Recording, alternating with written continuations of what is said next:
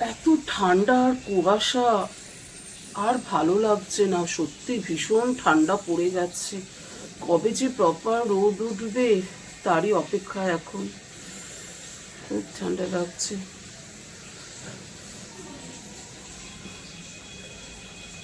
Sweater পরে নেওয়া যাক।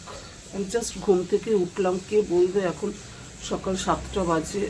এত ঠান্ডা লাগছে না কি বলবো। Good morning, welcome back to my channel. Sweater পরা হয়ে গেছে, আর ঠান্ডা ঠান্ডা করলে চলবে না আমাকে। এবার আমাকে সব কাজ কমপ্লিট করতে হবে। সবার আগে যেটা করতে হবে, এখন আমাকে বিছানা তুলতে হবে। তো বিছানা তুলে তারপর এবার আমাকে চা খেতে হবে, কারণ চা না খেলে তো হবে না। আর কালকে রাত্রে আমন্ড ভেজাতে ভুলে গেছি, তার জন্য আজকে আর আমন্ড খাওয়া যাবে না, তাই ডাইরেক্ট চা খেতে হবে। বিছানা গুছিয়ে চা করতে সোজা কিচেনে চলে যাব। বিছানা তোলা হয়ে গেছে, এবার গুটি গুটি পায়ে কিচেনের দিকে যাওয়া যাক।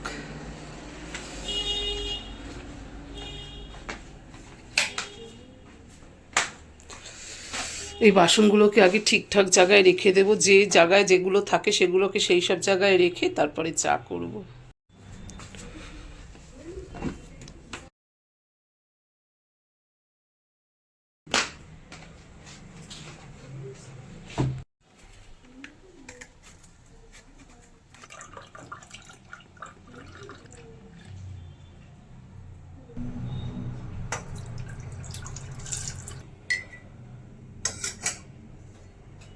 চা রেডি। এখন সোজা বসে পড়েছি টেবিলে। শীতের সকালে গরম গরম চা, আর কি চাই। চা খেয়ে তারপরে সব কাজ করব। চা খেয়ে এখন সোজা কিচেনে চলে এসেছি ব্রেকফাস্ট বানানোর জন্য। আর আজকে ব্রেকফাস্টে বানাচ্ছি ফ্রাইড রাইস। লেফট ওভার যে ভাত ছিল সেই দিয়ে করব ফ্রাইড রাইস। ভেজিস কেটে নিয়েছি, এখানে আছে পেঁয়াজ, গাজর, আর আছে বিনস, আর কড়াইশুঁটি। ক্যাপসিকাম নেই, কড়াইশুঁটি আছে। সবজিগুলো প্রথমে ফ্রাই প্যানে ভেজে নেব।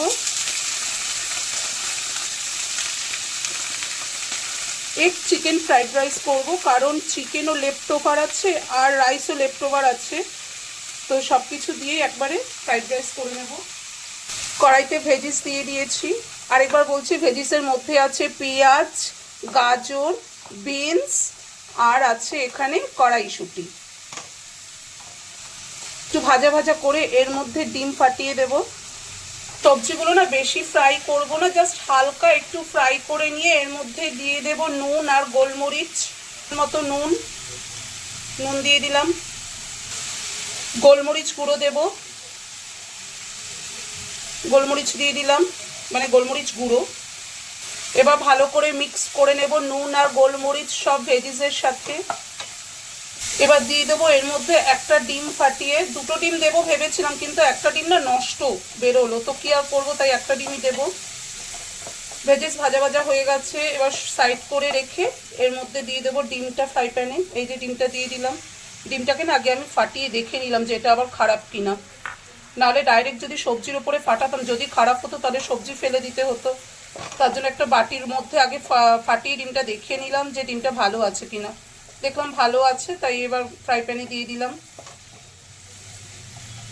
ডিম বেশ ভালোভাবে ফ্রাই হয়ে গেছে, এবার ভেজিসের সাথে মিশিয়ে দিচ্ছি। এবার এর মধ্যে দিয়ে দেবো left over chicken. Left over চিকেনটাকে আমি শ্রেডেড করে নিয়েছি, এই যে শ্রেডেড করে নিয়েছি চিকেনটা। এবার দিয়ে দেবো, দিয়ে দিলাম এই চিকেনটা। এবার ভালো করে মিক্স করে নিয়ে এর মধ্যে লেফট ওভার রাইস দিয়ে দেবো।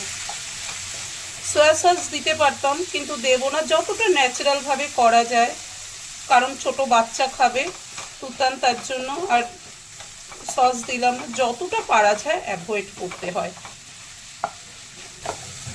চিকেন, ডিম, ভেজিস সব ভালোভাবে মিক্সড হয়ে ভাজা ভাজা হয়ে গেছে।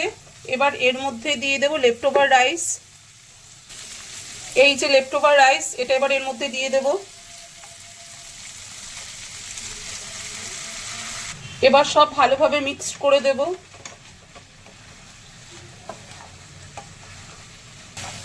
রেডি হয়ে গেল এগ চিকেন ফ্রাইড রাইস।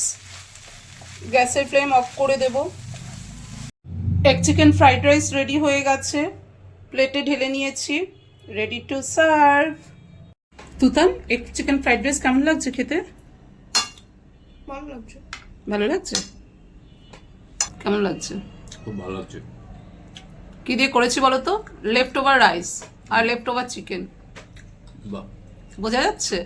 না, খুব ভালো হয়েছে। কালকে মুসুরির ডাল যে ভিজিয়েছিলাম কিছুটা বেঁচে গিয়েছিল, এটা দিয়ে আজকে বড়া করব পেঁয়াজ দিয়ে। মুসুরির ডাল বেটে নিয়েছি, একটু গোটা গোটা রেখে বেটেছি যাতে খাওয়ার সময় মুখে ডাল পড়লে খেতে ভালো লাগে, তার জন্য একটু গোটা গোটা রেখে মুসুরির ডাল বেটে নিয়েছি। আর এখানে কাঁচা লঙ্কা নিয়েছি একটা কুচি করে নিয়েছি, রসুন নিয়েছি 3 থেকে 4টে কুচি করে নিয়েছি, আর একটা গোটা পেঁয়াজ নিয়েছি। এই দিয়ে করব আজকে মুসুরির ডালের বড়াটা।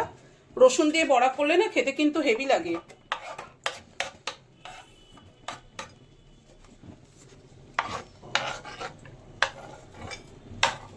আর এর মধ্যে দেব একটু নুন, হলুদ আর কালো জিরে, এই দিয়ে আজকে বড়াটা করব। দেব এর মধ্যে একটু পরিমাণ মতো নুন, এইটুকু নুন দিয়ে দিচ্ছি, ও হলুদ,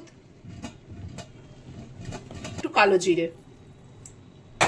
এবার সব কিছু ভালো করে মিক্স করে নেব।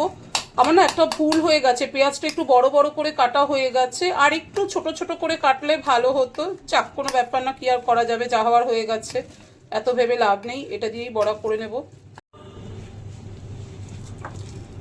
ডাল হাত দিয়ে মেখে নিয়েছি, চামচি দিয়ে মাখলে না ঠিক হয় না, তাই হাত দিয়ে মেখে নিয়েছি। আর গ্যাস অন করে কড়া বসিয়ে কড়াতে তেল দিয়ে দিয়েছি। তেল গরম হয়েছে কিনা দেখি।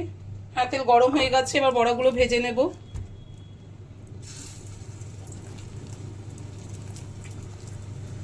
এক এক করে বড়া ভেজে নেব।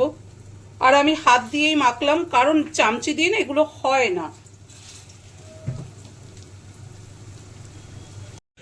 ডালের বড়াগুলো সব করে নিলাম। খেতে কিন্তু বেশ ভালো হয়েছে, বেশ মুচমুচে হয়েছে। মাছের ঝোল হয়ে গেছে, আর মাছের ঝোল করেছি আজকে কড়াইশুঁটি আর বড়ি দিয়ে। কড়াইশুঁটি বড়ি দিয়ে মাছের ঝোল রেডি হয়ে গেছে। রাইস কুকারে তো ভাত হয়ে গেছে। আমি আর মিস্টার ব্যানার্জি এখন খেতে বসবো, কিন্তু তার আগে মাছের তেলটা ভেজে নিচ্ছি। মাছের তেল ভেজে তারপর খেতে বসবো। রসুন আর পেঁয়াজ প্রথমে ভেজে নিয়ে তারপর এই যে মাছের তেলে এখানে নুন আর হলুদ দিয়ে রেখেছি, মাছের তেলটা ভেজে নেব। মিস্টার ব্যানার্জি দুজনে লাঞ্চ করতে বসে গেছি।